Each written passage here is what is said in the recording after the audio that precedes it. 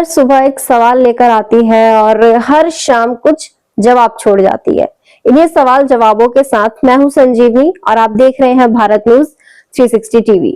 शुरुआत करते हैं आज की खास खबर के साथ। जैसा कि हम आपको बताते चले आ रहे हैं, ग्रेटर नोएडा में अवैध तरीके से चल रहे पीजी अब सिर्फ एक शिकायत नहीं बल्कि पूरे सिस्टम पर सीधा सवाल बन चुके हैं। हम पहले भी आपको दिखा चुके हैं कि किस तरह ग्रेटर नोएडा के रिहायशी प्लॉट्स पर खुलेआम 5-5 मंजिला पीजी खड़े कर दिए गए हैं, बिना किसी वैध अनुमति, बिना फायर सेफ्टी और बिना बुनियादी सुरक्षा मानकों के। अब ताजा जानकारी के मुताबिक GNID के प्रोजेक्ट डिपार्टमेंट ने ऐसे सिर्फ 34 पीजी को ही चिन्हित किया है।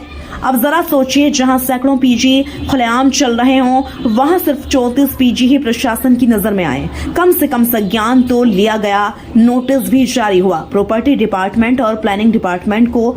लेकिन यहीं से मामला और ज्यादा गंभीर हो जाता है, क्योंकि जिस पीजी का नाम लगातार सामने आ रहा है, sector beta 1 B block plot number B1 में संचालित पूजा हाउसिंग पीजी, उसी पीजी से जुड़ा पत्र शुरुआत में रिकॉर्ड से गायब बताया गया। और जब इस बात की जानकारी हमारी टीम को हुई तो लगातार हस्तक्षेप और फॉलोअप के बाद वो पत्र दोबारा सामने आया और नोटिस भी जारी हुआ। अब यहाँ एक बेहद अहम बात, जो नोटिस जारी किया गया है उसमें साफ साफ शब्दों में लिखा है, तत्कालिक रूप से पीजी संचालन बंद करने की कार्रवाई करें। यानी प्रोजेक्ट डिपार्टमेंट, प्रॉपर्टी डिपार्टमेंट दोनों ने स्पष्ट निर्देश दिया कि इस पीजी को तुरंत बंद किया जाए।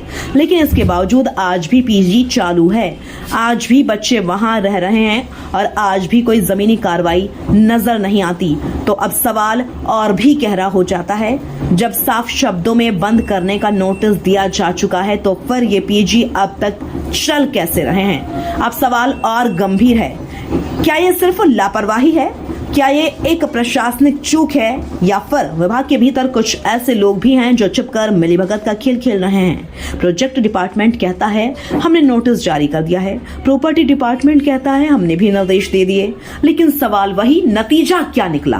न पीजी सील हुआ, न बिजली पानी काटा गया, न निर्माण पर रोक लगी। अब जबकि यह बात कंफर्म हो चुकी है कि चिन्हित पीजी अवैध तरीके से संचालित हो रहे हैं और बंद करने का स्पष्ट आदेश भी जारी हो चुका है, तो फिर कार्रवाई के लिए अब किसकी हां का इंतजार करें? किसका दबाव है जो GNIDA को खुली कार्रवाई से रोक रहा है?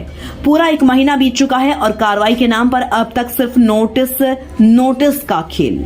अगर कार्रवाई हुई होती तो वो जमीन पर दिखाई देती, लेकिन आज भी पूजा हाउसिंग पीजी उसी तरह से चल रहा है, जहां आसपास रहने वालों की रातों की नींद उड़ चुकी है, सैकड़ों लड़के लड़कियों की जान जोखिम में है और पर्यावरण की हालत यह है कि GNIDA के पार्क इन पीजी के कूड़े और दर्जनों AC की गर्म हवा से प्रभावित हो रहे हैं।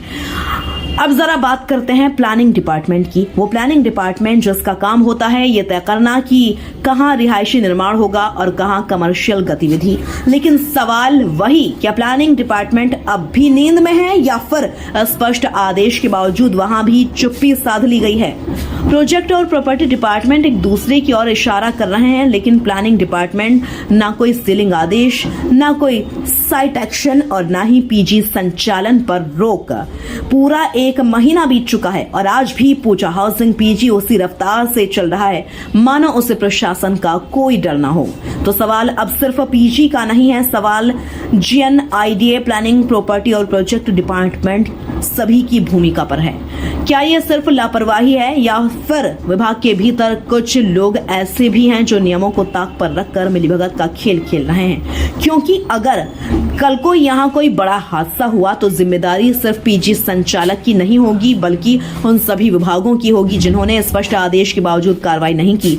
हम पूछते रहेंगे क्योंकि सवाल जिंदा है और जब तक सवाल जिंदा है हमारी रिपोर्टिंग भी जिंदा रहेगी। खबर यही खत्म होती है, लेकिन सवाल बाकी रहते हैं। इन्हीं सवालों के साथ मुझे इजाजत दीजिए और आप देखते रहिए भारत न्यूज 360 टीवी, सच का सफर हर दिल तक।